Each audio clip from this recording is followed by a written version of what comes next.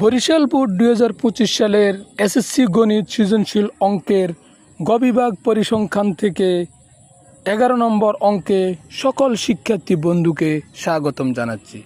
প্রিয় শিক্ষার্থী বন্ধু, তোমাদের জন্য আমরা অঙ্কগুলো করে রাখি এবং যাতে করে তোমাদের সময় কম বাঁচে এবং তোমাদের যাতে সময় সাশ্রয় হয়, এবং আমরা এগুলো প্লে লিস্ট আকারে করে রেখেছি এবং আমাদের অঙ্কগুলো ম্যাক্সিমাম অঙ্কই কিন্তু তোমাদের অর্থাৎ এই প্লে লিস্ট আকারে সাজানো। তো চলো এক নজরে অঙ্কটা দেখে নিই। সর্বপ্রথম আমরা যদি খেয়াল করি তাহলে লক্ষ্য করব যে আমি একটু এক নজরে সাজিয়ে নিচ্ছি যে দশম শ্রেণীর 30 জন শিক্ষার্থীর গণিত বিষয়ে প্রাপ্ত নম্বরগুলো নিচে দেওয়া রয়েছে।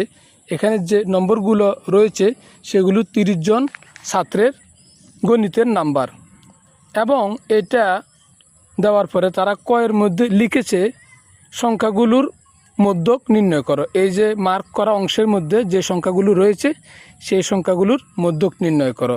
ক্ষয়ে বলেছে সংক্ষিপ্ত পদ্ধতিতে গড় নির্ণয় করো উদ্দীপকের তথ্যের আলোকে।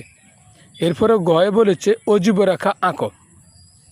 এখন খেয়াল করো, আমাদের কয়ের মধ্যে যে সংখ্যাগুলোর মধ্যক নির্ণয় করতে বলেছে, মধ্যক নির্ণয় করতে হলে আমরা কিন্তু জানি এই সংখ্যাগুলো অবিন্যস্ত থাকে, এগুলোকে বিন্যস্ত করা লাগে, অর্থাৎ এগুলোকে সাজানো লাগে।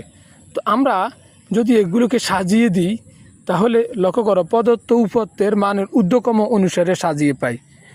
আমরা মানগুলোকে কিভাবে সাজাতে পারি? মানগুলোকে আমরা ছোট থেকে বড় এবং বড় থেকে ছোট এইভাবে সাজাতে পারি। তো ছোট থেকে বড় এটাকে বলো ঊর্ধ্বক্রম অনুসারে সাজানো। এটাতে পাই কি পাই? লক্ষ্য করো 7, 8, 11, 7, 8, 9, এখানে 7, 8, 13 রয়েছে, এখানে 7, 8 তারপরে 9 রয়েছে। প্রথমে আমরা 7 লিখব, তারপরে সংখ্যার আনুপাতিক হারে 8 লিখব। 7 আর 8 আমরা লিখেছি, তারপরে হচ্ছে 8-এর পরে হচ্ছে 9, 9টা আমরা লিখব, 9-এর পরে হচ্ছে 11, এরপরে আমরা 11টা লিখব, তারপরে হচ্ছে আমাদের 13, এরপরে হচ্ছে আমরা 13টা লিখব, অ্যান্ড দেন 15 এবং আমরা 15টা লিখব।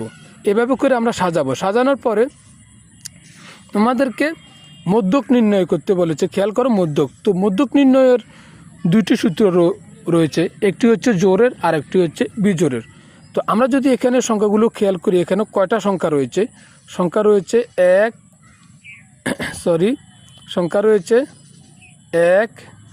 2, 3, 4, 5, 6। এই যে 6টি